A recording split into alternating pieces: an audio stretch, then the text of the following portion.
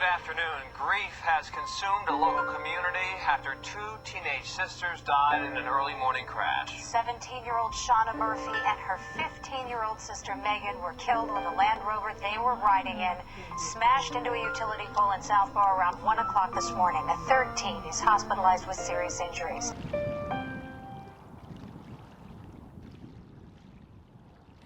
You know, they were like the type of person that you'd go to and, you know, say, oh, where's my class?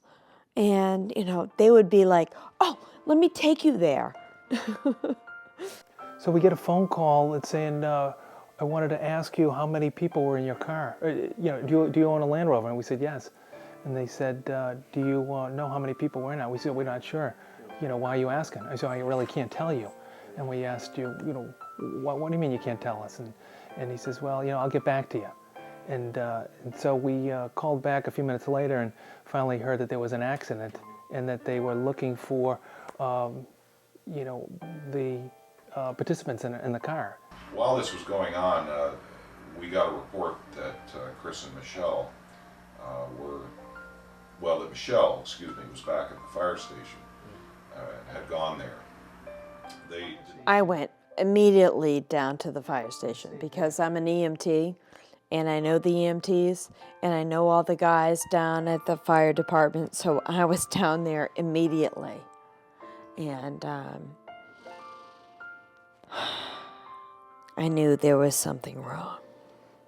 And when I pulled up on the scene and saw a car impaled upside down on a telephone pole and the responders standing around, and there were 6 separate 13,800 volt electric lines that were on the telephone pole.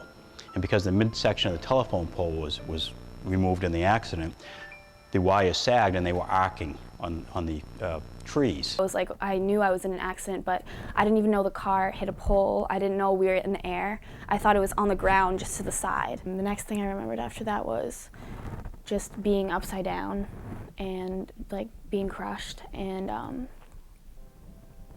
just like seeing lights. And I didn't know, like, obviously I was in shock, so I didn't really know what was going on. After a while, the word came back to the station that that the girl who was still alive was, in fact, Melissa Smith. And I'll never forget this till the day I die. When Michelle heard that, she said, oh my God, Meghan's in the car. Shauna had found a license of a girl at Fairfield University when she was down visiting in previous weeks, and was able to buy some alcohol. And from what we understand is she brought some alcohol in a Sprite bottle, and that she had called Meghan to invite her to the party as well. So instead of going to the movies, she picked them up at the movie theater just before they were ready to go in and brought them to the party. And apparently they were there till like 11:30, and then apparently their friends left the party and they were staying on playing Beirut or beer pong or a game similar, and then they decided to head home. She honestly didn't seem that drunk, but then again, like, obviously I had been drinking too. But she wasn't like falling or tripping. Obviously, me and Meg didn't realize like the severity of the situation kind of thing, and like we'd never really driven with anyone drunk. I said, just be safe and just drive safe and just be safe. And you just think, oh, that's never gonna happen to me. And here it is, like my group of like best friends, like 2 amazing girls, sisters, you know, everything going for them, and like it just shows that it really can happen to anyone. And if anything, I'm legitimately the most fortunate person ever. Shauna and Meghan, if they had to tell a story, the story would be, we made a mistake, but it cost us our life. You know, don't make the same mistake we did. And that's, I think, the message.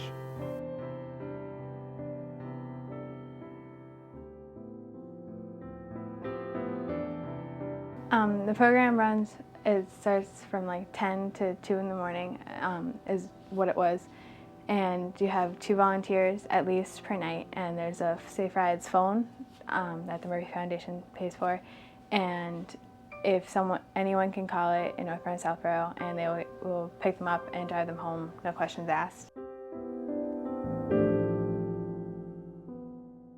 It should be a part of the curriculum, you know, even though it's not mandatory.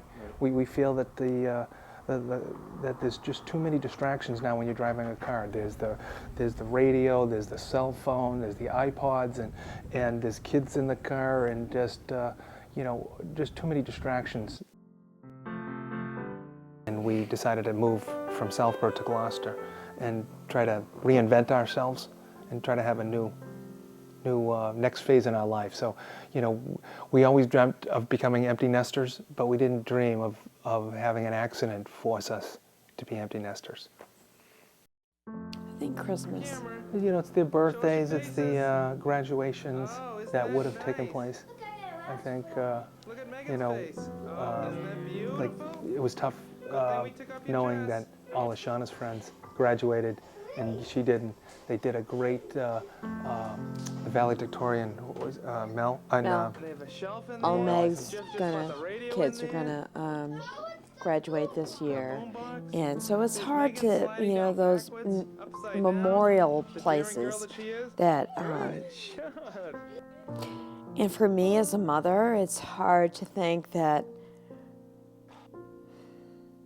you know, they're not gonna get married and have a kid. You know, there's not going to be a marriage. There's not going to be a kid. It's the life events that you miss. Yeah, we just don't ever want them to be forgotten. We don't want just had a any. big impact.